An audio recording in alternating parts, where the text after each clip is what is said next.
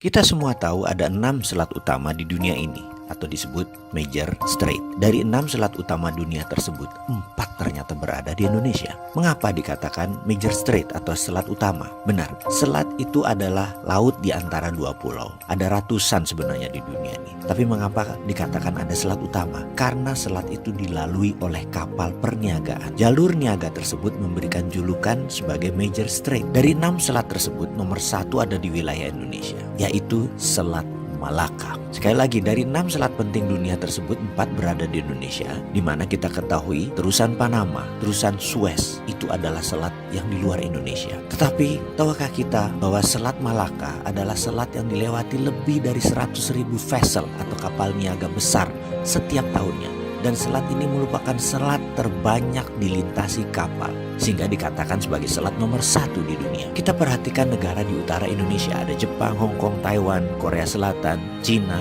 di mana semuanya adalah negara produsen besar di dunia.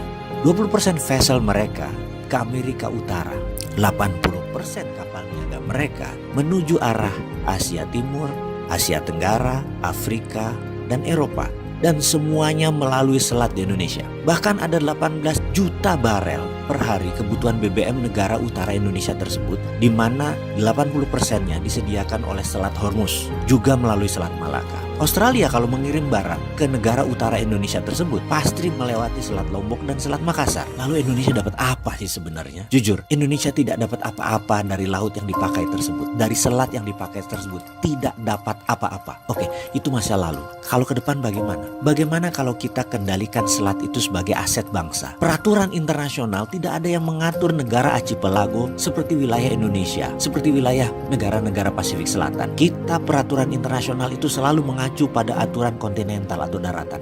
Kita harus ubah wilayah laut selat Indonesia sebagai wilayah Indonesia, dan Indonesia memutuskan misalnya menutup laut tersebut. Apa yang terjadi? Dunia bisa geger. Australia lewat Papua Nugini kalau mau kirim barang ke utara. 4 negara utara Indonesia, Cina, Jepang, Korea, Taiwan, muter lewat Papua Nugini. Tidak usah pakai Selat Malaka. Gak bisa masuk lewat Natuna. Atau kalau mau ya melipir lewat sisi Thailand dan melipir lewat sisi Malaysia di Selat Malakanya. Pokoknya kalau mau melewati wilayah Indonesia, bayar asuransi senilai 1% dari nilai barang. Kita tahu barang yang lewat tersebut ada lebih dari 2 triliun dolar atau 2.000 billion. Jadi kalau itu kita asuransikan atau kita pajakin versi kita dengan nama asuransi, kita mendapatkan lebih dari 250 triliun per tahun. Dan ini untuk devisa negara. Akankah negara adik kuasa seperti Cina dan Amerika marah besar? Pasti. Beranikah kita melawan dan mempertahankan hak kita? Harus berani. Itu namanya revolusi.